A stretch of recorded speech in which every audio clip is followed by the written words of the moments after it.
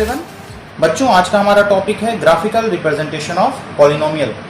पिछले वीडियो में मैंने बताया था पॉलिनोमियल के बारे में, तो आज हम उसी टॉपिक को आगे बढ़ाते हुए हम लोग देखते हैं graphical representation of polynomial. Polynomial का ग्राफ किस तरह से बने। तो पॉलिनोमियल अकेला तो है नहीं, है ना। हमने बताया था टाइप्स ऑफ पॉलिनोमियल के बारे में, linear polynomial, quadratic, cubic, by quadratic. तो इस तरह से सभी के ग्राफ को हम लोग बारी बारी से देखेंगे। तो उससे पहले हम लोग ग्राफ की कुछ बेसिक जानकारी ले लेते हैं, है ना। जैसा कि आप लोगों को पता भी होगा, फिर से मैं एक बार रिविजिट कर देता हूँ। जैसे हम लोग क्या करते हैं, यहाँ पे हमने दो लाइन ड्रा किया, एक वर्टिकल लाइन और एक हॉरिजॉन्टल लाइन। तो इस वर्टिकल लाइन को हम लोग बोलते हैं वाई एक्सिस और इस हॉरिजॉन्टल लाइन को बोलते हैं एक्स एक्सिस। दोनों एक्सिस को हम लोग कोऑर्डिनेट एक्सिस भी बोलते हैं, है ना, जो कि कोऑर्डिनेट ज्योमेट्री में हम लोग फिर से पढ़ेंगे। दोनों एक्सिस जहां पे एक दूसरे को इंटरसेक्ट करता है उसे बोलते हैं ऑरिजिन, यानी कि यहीं से हमारा डिस्टेंस मेजर करना शुरू होगा। ठीक है, राइट साइड में, लेफ्ट साइड में, अप एंड डाउन। तो ये चारों डायरेक्शन में हम लोग क्या करेंगे, डिस्टेंस को मेजर करेंगे। अब यहाँ पे मैंने लिखा है एक्स ओ एक्स डैश, इसे हम लोग क्या बोलते हैं, एक्स एक्सिस बोलते हैं। आपको पता होगा वाई ओ वाई डैश को हम लोग क्या बोलते हैं, वाई एक्सिस बोलते हैं। ठीक है, तो चलिए वीडियो को और आगे बढ़ाते हुए हम लोग चलते हैं सबसे पहला ग्राफ, जो कि लीनियर पॉलिनोमियल का होगा। देखिए, मैंने यहाँ पे एक लीनियर पॉलिनोमियल का एक एग्जांपल ले लिया है, F of X is equal to 2x minus 5। इस एफ एक्स को हम लोग y भी बोलते हैं, y is equal to 2x minus 5। अब यहाँ पे आप लोग को पता होगा कि इसका ग्राफ बनाने के लिए हमें क्या चाहिए, x और y का वैल्यू चाहिए, यानी कि यहाँ पे हम लोग इसको कम से कम 3 सॉल्यूशन चाहिए। ये 3 सॉल्यूशन का मतलब x और y का वैल्यू।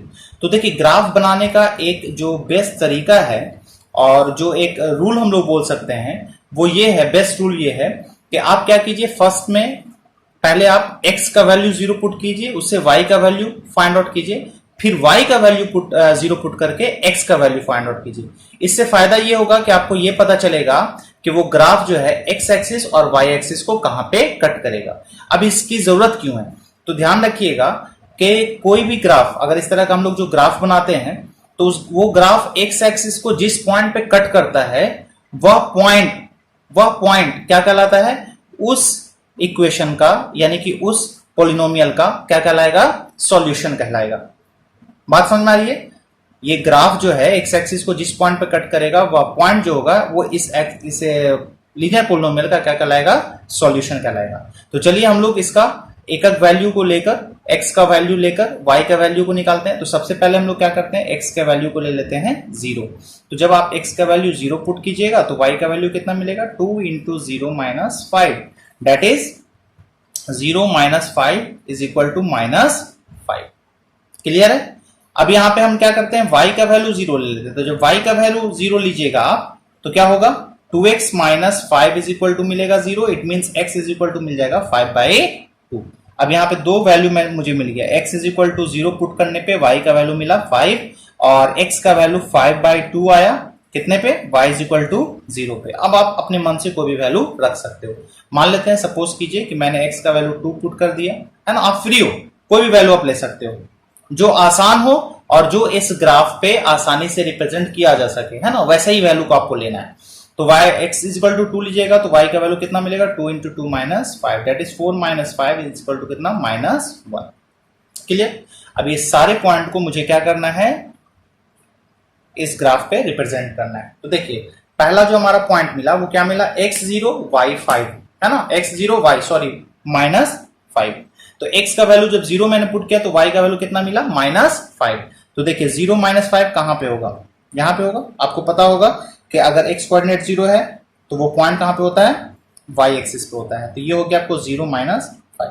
ठीक उसी तरह से x का वैल्यू 5/2, तो x का वैल्यू 5/2 का मतलब हो गया आपको ये 2.5। उसके बाद फिर दिया हुआ है x का वैल्यू 2 और y का वैल्यू कितना, -1। x2 और y -1, x का वैल्यू +2, y का वैल्यू -1 यहां पे लाई करेगा, है ना। अब इस तीनों पॉइंट को हम लोग क्या करते हैं, मिला देते हैं। तो देखिए तीनों पॉइंट हमेशा क्या होगा, एक कोलिनियर होगा। क्या होगा, कोलिनियर होगा। इसलिए मैंने कितना वैल्यू लिया, 3 वैल्यू लिया। आपको भी याद रखना है, ये बेसिक रूल हो गया। तो कम से कम आपको जो है किसी भी ग्राफ का सॉल्यूशन बनाते समय कम से कम आपको 3 वैल्यू लेना है, खास करके लीनियर के लिए कम से कम 3 वैल्यू लेना है। 2 वैल्यू अगर लेते हो तो गलत उससे नहीं कहा जाएगा, है ना। लेकिन अगर वो गलत हो जाता है तो वो गलती आपको पता नहीं चलेगी और आपका मार्क्स भी एग्जाम में कट जाएगा। कैसे? जैसे कि आप मान लेते हैं कोई भी 2 पॉइंट आप ले लेते हो, ठीक है, तो दुनिया का कोई भी 2 पॉइंट, है ना, कोई भी 2 पॉइंट हमेशा एक स्ट्रेट लाइन से ही मिलेगा। आप स्पेस में कोई भी 2 पॉइंट ले लीजिए, वो हमेशा क्या होगा, एक स्ट्रेट लाइन से मिलेगा। तो इससे क्या होगा, अगर आपका सॉल्यूशन गलत भी है तो वो आपको पता नहीं चलेगा, है ना, क्योंकि वो हमेशा एक स्ट्रेट लाइन से मिलेगा। याद रखिएगा, लीनियर पॉलिनोमियल का जो ग्राफ होता है वो हमेशा स्ट्रेट लाइन बनता है, ठीक है। तो अगर आप सिर्फ 2 पॉइंट लेते हो तो 2 पॉइंट आपको कहीं पे भी सही लो या गलत लो हमेशा स्ट्रेट लाइन से मिलेगा। लेकिन 3 पॉइंट लेने से ये फायदा है कि अगर 3 पॉइंट में से आपको कोई भी एक पॉइंट, कोई भी एक सॉल्यूशन आपने अगर गलत निकाला है तो ये तीनों पॉइंट कभी भी कॉलिनियर नहीं आएगा और आपको आपकी गलती दिख जाएगी। बात समझ में आई? तो चलिए अब इस ग्राफ को हम लोग बना लेते हैं। देखिए इसका ग्राफ मैंने बना लिया। इसका ग्राफ कैसा बना? स्ट्रेट। याद रखिएगा, लीनियर पोलिनोमियल मतलब डिग्री 1, तो 1 डिग्री वाला जितना भी ग्राफ बनेगा वो सबका जो ग्राफ का नेचर होगा वो कैसा होगा? स्ट्रेट लाइन होगा। याद रखिएगा, अगर मैं ये वाला पॉइंट नहीं भी लेता ना 5/2 और 0, तब भी ये ग्राफ कहां से पास करता है? इसी पॉइंट से पास करता है। तो जो ग्राफ जो है एक्स एक्सिस को जिस पॉइंट पे कट करता है ना, वहां पे एक्स का जो वैल्यू होगा, यानी एक्स इक्वल टू यहाँ पे कितना है 5/2, ये क्या कहलाएगा? Is the zero of. याद कीजिए मैंने जीरो पिछले वीडियो में बनाया था, अगर आप लोग नहीं देखा है तो मेरा पिछला वीडियो जरूर जाकर देखिए। 5/2 इसका क्या कहलाएगा? जीरो कहलाएगा, जीरो ऑफ दी पॉलिनोमियल, है ना, जीरो ऑफ द पॉलिनोमियल। अब याद कीजिए मैंने जीरो कैसे निकाला था? पूरे पॉलिनोमियल का वैल्यू जीरो पुट करके देखिए। मैंने यहाँ पे क्या किया? 2x - 5 का वैल्यू जीरो पुट कर दिया था, देखिए, है ना। तो 2x - 5 इज इक्वल टू जब जीरो पुट कीजिएगा तो यहाँ से x का वैल्यू जो आता है वही क्या कहलाता है? जीरो ऑफ पॉलिनोमियल कहलाता है। तो देखिए ग्राफ भी वहीं पे कट कर रहा है। तो ग्राफ एक्स एक्सिस को जिस पॉइंट पे कट करता है वो उसका सॉल्यूशन होता है। अगर एक पॉइंट पे कट कर रहा है तो एक सॉल्यूशन होगा, 2 पॉइंट पे कट कर रहा है तो 2 सॉल्यूशन होगा, है ना। इसका यूज हम करने वाले हैं आगे के भी ग्राफ में। तो चलिए इतना समझ में आ गया। अब हम लोग बढ़ते हैं क्वाड्रेटिक पोलिनोमियल की तरफ, है ना। क्वाड्रेटिक पोलिनोमियल मतलब जिसका डिग्री 2 होगा। तो बच्चों अब हम लोग देखते हैं क्वाड्रेटिक पोलिनोमियल का ग्राफ, है ना। क्वाड्रेटिक पोलिनोमियल का ग्राफ कैसे बनेगा? देखिए हमने यहाँ पे एक एग्जांपल ले लिया है क्वाड्रेटिक पोलिनोमियल का, x² - 2x - 8। जब इसको भी उसी तरह से सॉल्व कीजिएगा, है ना, जिस तरह से मैंने अभी पिछला क्वेश्चन में किया, x और y का वैल्यू निकालिएगा। तो इसमें आपको ध्यान रखना है कुछ बातों का। किन किन बातों का ध्यान रखना है भाई? तो इसमें आपको ध्यान रखना है कि कम से कम इसका जो सॉल्यूशन होना चाहिए वो 6 होना चाहिए, 0 के अलावा। मतलब कि 3 पॉजिटिव वैल्यू लीजिएगा और 3 नेगेटिव लीजिएगा, और साथ में 0 वाला वैल्यू तो रहेगा ही रहेगा। तो 0 वाला वैल्यू कैसे लेना, मैंने अभी बताया था पिछले वाले ग्राफ में कि पहले आपको x का वैल्यू 0 लेना है, फिर y का वैल्यू निकालना है, फिर y का वैल्यू 0 पुट करना है, x का वैल्यू निकालना है। अरे बात समझ में? देखिए मैंने इस तरह से यहाँ पे वैल्यू निकाल लिया है, ठीक है। अब ये सभी वैल्यू को, इस सभी सॉल्यूशन को हम लोग क्या करते हैं, इस पे रिप्रेजेंट करते हैं। तो फर्स्ट हमारा कितना है? 0 और -8, x0 y -8। देखिए चूंकि यहाँ पे मेरे पास स्पेस कम था इसलिए मैंने यहाँ पे y एक्सिस पे 2 यूनिट ले लिया। तो x0 y -8, है ना, y -8 कहाँ पे होगा? यहाँ पे होगा। देखिए यानी कि पता चलिए ग्राफ जो है यहाँ से पास करने वाला है। -2 0, x -2 y 0, यानी कि x एक्सिस पे होगा, ठीक है। नेक्स्ट आते हैं हम लोग 4 और 0, x is equal to 4, y is equal to कितना? 0, यहाँ पे होगा।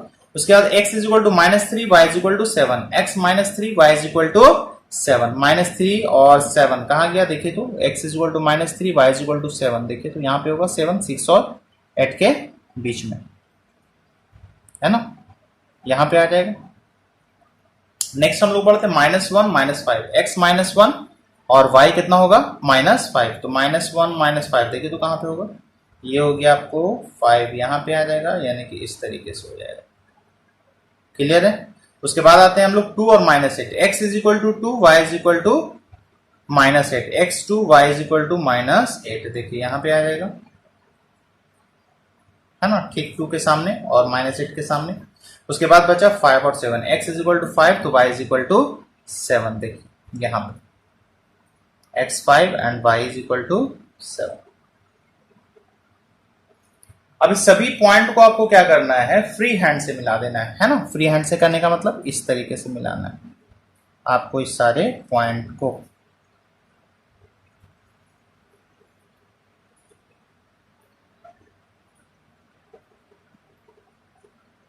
देखिए तो इस तरह का नेचर आपको बनेगा।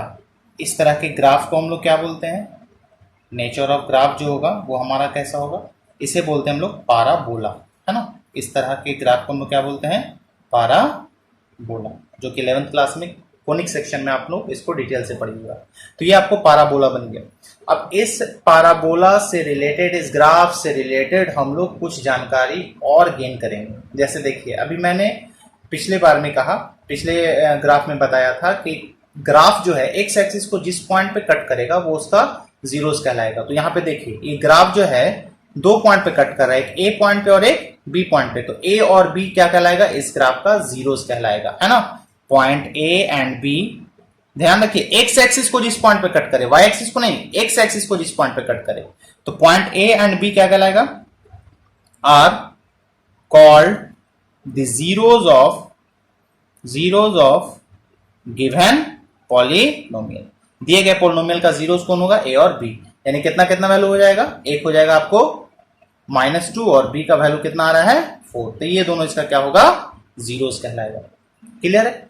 अब यहां पे देखिए, इस ग्राफ में अगर हमको दिखेगा, ध्यान से देखेंगे तो ये ग्राफ को 2 भाग में हम लोग अगर बांटते हैं, 2 इक्वल पार्ट में, यानी कि ऐसा लाइन जो इस ग्राफ को सिमेट्रिक कर दे, यानी कि इस लाइन के दोनों तरफ अगर सेम जैसा फिगर आपको मिल रहा है ना, तो ये हमारा क्या कहलाएगा, लाइन ऑफ सिमेट्री कहलाएगा, पहले ही पढ़ चुके हैं। तो ये सिमेट्रिकल लाइन जो होता है, जो इस पाराबोला को 2 इक्वल पार्ट्स में बांटता है, इसे हम लोग क्या बोलते हैं, एक्सिस ऑफ पाराबोला बोलते हैं। इसे क्या बोलते हैं, एक्सिस ऑफ पाराबोला बोलते हैं। क्लियर है। और ये एक्सिस ऑफ पाराबोला ग्राफ को जिस पॉइंट पे कट करता है उसको हम लोग क्या बोलते हैं, वर्टेक्स ऑफ पाराबोला बोलते हैं, है ना। क्या बोलते हैं, वर्टेक्स ऑफ पाराबोला, या इसको ग्राफ का सबसे मिनिमम पॉइंट या लोएस्ट पॉइंट भी कहा जाता है। इतनी बात समझ में आ गई, क्लियर है। चलिए, अब इस ग्राफ से रिलेटेड हम लोग कुछ और जानकारी को हासिल करते हैं।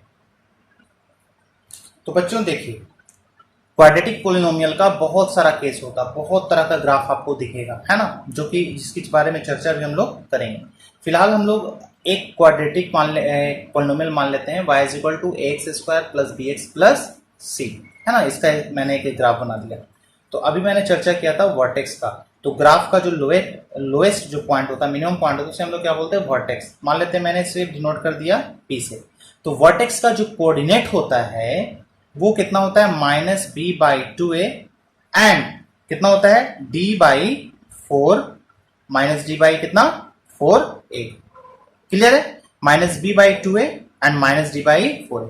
अब यहां पे बोलिएगा कि d क्या है। देखिए, b तो पता चल रहा है, b यहां पे x का कोएफिशिएंट है ना, a भी आपको दिख रहा है, x² का कोएफिशिएंट है, और d क्या है, तो d का जो वैल्यू होता है वो कितना होता है, b² - 4ac। यहां पे देखिए इक्वेशन से d का वैल्यू कितना होगा, b² - 4ac। इसको बोलते हैं डिस्क्रिमिनांट। ये आपको चर्चा होगी जब आप पढ़िएगा, क्या, जब आप पढ़िएगा क्वाड्रेटिक इक्वेशन के बारे में। फिलहाल आप ये समझिए कि d का वैल्यू होता है b² - 4ac। अब यहाँ पे कोई भी आप मान लेते हैं इक्वेशन ले लेते हो, जैसे मैंने अभी इक्वेशन लिया था y = मैंने क्या लिया था अभी इससे पहले, x² - 2x - 8। तो यहाँ पे अगर बात करें a का, तो a का वैल्यू कितना है, a का वैल्यू है 1, a का वैल्यू कितना है 1, यानी x² कोएफिशिएंट, और b का वैल्यू कितना है, coefficient of x that is -2, और यहाँ पे c का वैल्यू कितना है -8। ठीक है। तो अब मान लेते हैं कि इस इक्वेशन का, है ना, इस पॉलिनोमियल का अगर ये क्या बना हुआ है, आपको ग्राफ बना हुआ है, तो इसका कोऑर्डिनेट इस इक्वेशन के अकॉर्डिंग कितना होगा। तो देखिए कैसे निकालेंगे। यहाँ पे इस p पॉइंट का जो कोऑर्डिनेट होगा, मैंने कितना लिखा, -b/2a, तो -b/2a पहले मैं निकाल लेता हूं, -b/2a यानी कितना हो जाएगा, माइनस ऑफ माइनस कितना हो जाएगा, +2/2 इंटू 1, a का वैल्यू कितना है 1, तो कितना आ जाएगा 1 आ जाएगा। अब फिर निकालना है हमें क्या, -d/4 है, तो -d/4 निकालने के लिए हमें d निकालना पड़ेगा। तो पहले d निकाल लीजिए। d का वैल्यू कितना, b² - 4ac। b का वैल्यू कितना है -2 का स्क्वायर कर दीजिए, -4 इंटू 1 इंटू -8, ये आ जाएगा 4 और ये आ जाएगा 32, यानी कितना आ जाएगा 36, है ना। d का वैल्यू कितना आ गया 36। आई बात समझ में। तो अब यहाँ पे जो है इस पॉइंट का कोऑर्डिनेट जो होगा, यानी वर्टेक्स का कोऑर्डिनेट जो होगा वो कितना हो जाएगा, ये हो जाएगा 1, और सेकंड पॉइंट कितना था -d/4 है, तो यहाँ पे आप निकालिएगा -d/4a का वैल्यू कितना आ जाएगा, -36/4 इंटू 1, यानी कितना आ जाएगा -9। यानी कि ये आ जाएगा माइनस। आई बात समझ में? तो कोई भी अगर आपको इस तरह से क्वाड्रेटिक पोलिनोमियल दिया हुआ है और आपको बोले कि इस ग्राफ का जो वर्टेक्स होगा उसका कोऑर्डिनेट कितना होगा, तो आपको क्या करना है, आपको ध्यान रखना है उसका कोऑर्डिनेट का फॉर्मूला क्या होता है, minus B by 2a and minus D by 4a, where D is what, D is equal to B square minus 4ac। Clear है? अब हम लोग डिफरेंट केस के बारे में चर्चा करते हैं कि किस किस तरह का ग्राफ पॉसिबल है जो कि बन सकता है। देखिए बच्चों, मैंने यहाँ पे 4 केस लिया है ना, 4 डिफरेंट टाइप्स के मैंने क्वाड्रेटिक पोलिनोमियल के ग्राफ बनाए हैं, जिसमें से आपको दिख रहा होगा ये 2 ग्राफ आपको अपवर्ड डायरेक्शन में ओपन है और यहाँ पे 2 ग्राफ जो है डाउनवर्ड डायरेक्शन में ओपन है। इसके अलावा 2 केस और होगा जिसको मैं इसके बाद चर्चा करूंगा।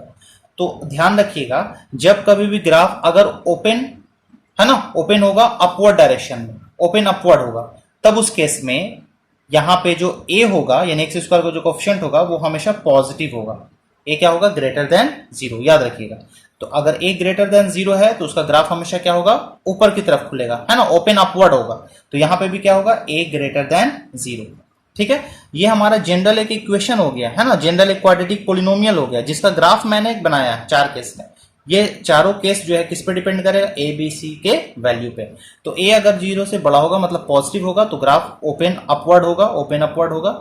और अगर जो है ये ग्राफ यानी पैराबोला नीचे की तरफ ओपन होगा तो उस केस में क्या होगा, एक्स स्क्वायर कोएफिशिएंट जो होगा वो नेगेटिव होगा, मतलब स्मॉलर देन 0 होगा। अरे बात समझ में? अब यहां पे देखिए, यहां पे मैंने ग्राफ को दिखाया है कि 2 पॉइंट पे, एक्स एक्सिस को 2 पॉइंट पे कट कर रहा है, इसका मतलब इसका 2 सॉल्यूशन होगा। मतलब कि ये जो हमारा इक्वेशन पोलिनोमियल होगा ये फैक्टराइजेबल होगा 2 डिस्टिंक्ट फैक्टर में, 2 अलग अलग फैक्टर में क्या होगा, ये फैक्टराइज हो सकता है। तो 2 अलग अलग फैक्टर में फैक्टराइज होगा, इसका मतलब इसका जीरोस भी क्या होगा, 2 होगा, 2 अलग अलग जीरोस होगा। अब आगे हम लोग बात करते हैं, है ना, इस केस 2 का। तो केस 2 में भी देखते हैं हम लोग क्या कि यहाँ पे जो है ये भी ग्राफ क्या हो रहा है हमारा, 2 पॉइंट पे कट कर रहा है एक्स एक्सिस को, मतलब इसका भी जो है 2 जीरोस होगा, यानी कि ये इसका भी जो फैक्टर होगा इस इक्वेशन का, जो भी इसका इक्वेशन होगा उसका भी जो फैक्टर हम लोग करेंगे तो वो भी फैक्टर क्या होगा हमारा, 2 फैक्टर होगा, 2 अलग अलग फैक्टर होगा। जैसे मान लेते हैं x माइनस 3 और x माइनस कितना 2 है, तो इसका मतलब क्या हुआ, x का वैल्यू प्लस 3 और x का वैल्यू कितना प्लस 2, ये दोनों x 3 और 2 जो होगा x का वैल्यू, ये क्या कहलाएगा, सोल्यूशन होगा। तो समझ लीजिए यही दोनों पॉइंट है। अरे बात समझ में? अब यहाँ पे देखिए तीसरा केस में मैंने क्या किया है, यहाँ पे हमने दिखाया है कि ये ग्राफ जो है एक्स एक्सिस को एक ही पॉइंट पर टच कर रहा है और मैंने a कॉमा b दोनों पॉइंट को इसी पर लिख दिया है। इसका मतलब क्या होगा कि 2 सॉल्यूशन तो इसका भी होगा। देखिए अगर हम लोग क्वाड्रेटिक पोलिनोमियल का चर्चा कर रहे हैं तो क्वाड्रेटिक पोलिनोमियल में टोटल नंबर ऑफ जीरोस जो होगा वो कितना होगा, 2 होगा, जितना डिग्री होता है उतना जीरोस होता है। तो यहाँ पे भी 2 जीरो होगा लेकिन दोनों जीरो क्या होगा, सेम होगा। अरे बात समझ में? जैसे मैंने यहाँ पे लिखा ना x माइनस 3 x माइनस 2, तो इसका सॉल्यूशन जो होगा x minus 3 into x minus 3 होगा या x minus 2 into x minus 2 होगा। तो जब इसे x का वैल्यू निकालिएगा तो एक ही कोई वैल्यू निकलेगा ना, 2 निकलेगा या तो सिर्फ क्या निकलेगा, 3 निकलेगा। आधी बात समझ में? तो इस तरह का ग्राफ जो हमारा बनेगा वो कैसा बनेगा, तो ये ग्राफ क्या करेगा, एक्स एक्सिस को एक ही पॉइंट पे टच करेगा। यहाँ पे भी वही चीज है ना, यहाँ पे फर्क सिर्फ क्या है कि ग्राफ जो है डाउनवर्ड डायरेक्शन, मतलब ये क्या वैल्यू क्या होगा, नेगेटिव होगा। ये समझ में आ रही है बात, नेगेटिव पॉजिटिव। जैसे मान लेते हैं इसका हम लोग ग्राफ बनाएंगे तो ये हो गया 3x square minus 8x plus 5, कुछ भी हो सकता है। और इसका जब हम लोग ग्राफ बना रहे हैं तो इसका भी क्या होगा, ओपन अपवर्ड हो रहा है, इसका मतलब a का वैल्यू को पॉजिटिव रखना है। मान लेते हैं 2x square minus x plus कितना 4 ले लिए, ठीक। लेकिन इसका जब आप ग्राफ बना रहे हो तो मैंने क्या बोला कि a का वैल्यू यानी एक्स स्क्वायर कोएफिशिएंट क्या होना चाहिए, नेगेटिव होना चाहिए। मतलब इसका वैल्यू जो होगा, इसका जो हमारा क्वाड्रेटिक पोलिनोमियल होगा इस फॉर्म में होगा। देखिए 2x स्क्वायर है ना प्लस 5x माइनस 6, कुछ भी हो, यहाँ पे माइनस प्लस कुछ भी हो सकता है, सिर्फ ध्यान रखना एक्स स्क्वायर कोएफिशिएंट क्या होगा, नेगेटिव होगा। यहाँ पे भी एक्स स्क्वायर कोएफिशिएंट क्या होगा, नेगेटिव होगा। बात समझ में आई? अब यहाँ पे देखिए मैंने जो है यहाँ पे वर्टेक्स का कोऑर्डिनेट लिखा है माइनस बी बाई 2 और 0, तो ये तो समझ में आ गया होगा क्योंकि पहला जो कोऑर्डिनेट होता है एक्स बताता है, दूसरा वाई बताता है। और चूंकि ये ग्राफ जो है एक्स एक्सिस को यहाँ पे टच कर रहा है, इसका मतलब यहाँ पे वाई का वैल्यू कितना होगा, 0। ठीक वही चीज यहाँ पे भी लिखा मैंने, ठीक है। चलिए अब बढ़ते हैं हम लोग 2 और केस की तरफ। तो बच्चों हमारा 2 पॉसिबल और केस कौन कौन हो सकता है ना, ये दोनों हो सकता है।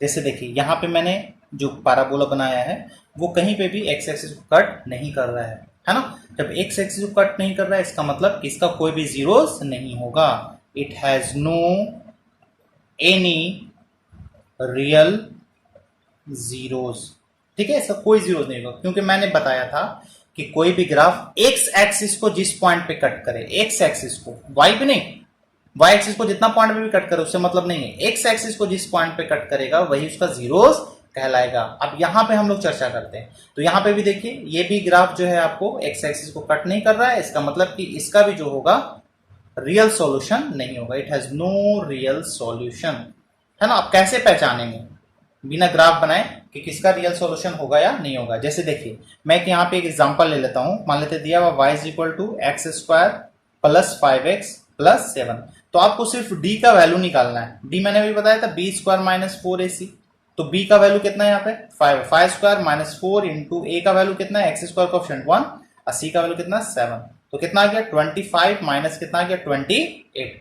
तो अगर d का वैल्यू यहाँ पे कितना आ रहा -3 जो कि क्या है स्मॉलर देन 0, तो अगर d का वैल्यू नेगेटिव आ जाए यानी स्मॉलर देन 0 आ जाए, है ना, तब उस ग्राफ का जो सॉल्यूशन होगा या उस ग्राफ का जो रूट्स होगा वो एग्जिस्ट नहीं करेगा, रियल रूट जो है वो एग्जिस्ट नहीं करेगा। रूट्स का मतलब जीरोस को बोलते हैं, रियल जीरोस का एग्जिस्ट नहीं करेगा। तो इस तरह से आप चेक कर सकते हो बिना ग्राफ बनाए। बात समझ आई? चलिए, तो ये 6 केस हमारे सामने आ गया, है ना। सॉरी, ये आपको 5 नंबर था और ये कितना था 6। तो ये 6 केस आपको बेहतर ढंग से समझ में आ गया होगा। इसके अलावा इस ग्राफ से रिलेटेड और भी बहुत सारी चीज हम लोग को सीखना है ना, जो कि हम अपने अगले वीडियो में इसे जरूर बताएंगे। ठीक है, तब तक के लिए thank you, keep watching and keep sharing.